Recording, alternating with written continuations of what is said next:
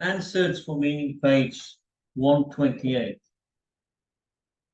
One of the most remarkable facts is that paradoxical intention is effective regardless of the etiological basis of the case concerned. This confirms a statement once made by Edith Weisskopf-Jolson.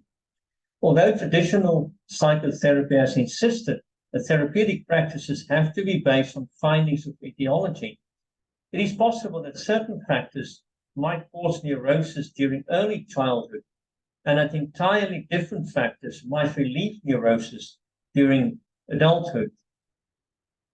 As for the actual causation of neurosis, apart from constitutional elements, whether somatic or psychic in nature, such feedback mechanisms as anticipatory anxiety seem to be a major pathogenic factor.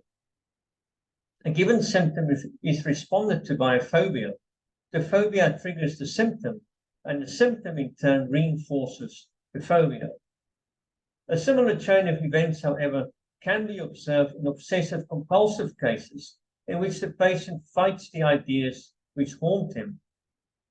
Thereby, however, he increases their power to disturb him. Since pressure precipitates counter-pressure, again the symptom is reinforced. On the other hand, as soon as the patient stops fighting these obsessions and instead tries to ridicule them by dealing with them in an ironical way, by applying paradoxical intention, the vicious cycle is cut. The symptom diminishes and finally atrophies. In a fortunate case where there is no existential vacuum which invites and elicits the symptom, the patient will not only succeed in ridiculing his neurotic fear, but finally succeed in completely ignoring it. As we see, anticipatory anxiety has to be counteracted by paradoxical intention. Hyperintention, as well as hyperreflection, have to be counteracted by dereflection. Dereflection, however, ultimately is not possible except by the patient's orientation toward his specific vocation and mission in life.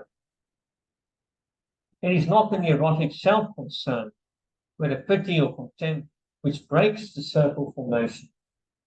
The cue to cure is self-transcendence. The collective neurosis. Every age has its own collective neurosis, and every age needs its own psychotherapy to cope with it. The existential vacuum, which is the mass neurosis of the present time, can be described as a private and personal form of nihilism. For nihilism can be defined as a contention that being has no meaning.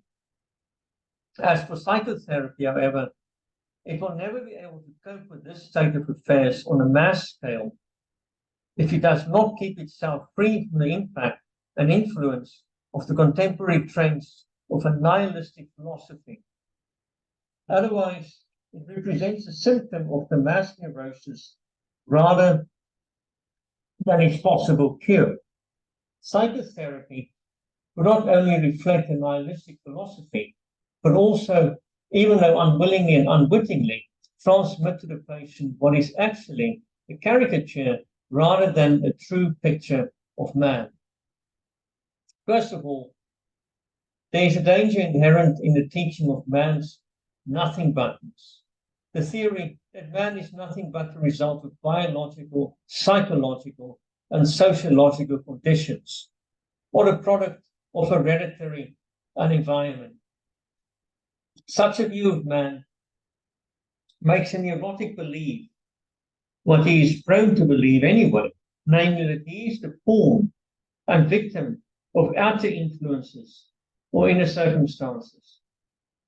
This neurotic fatalism is fostered and strengthened by psychotherapy, which denies that man is free. To be sure, a human being is a finite being, and his freedom is restricted. It is not freedom from conditions, but it is freedom to take a stand toward the conditions.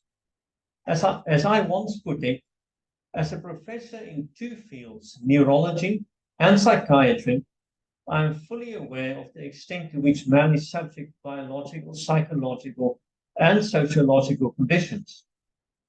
But in addition to being a professor in two fields, I'm a survivor of 4 camps, concentration camps, that is. And as such, I also bear witness to the unexpected extent to which man is capable of defying and braving even the worst conditions conceivable.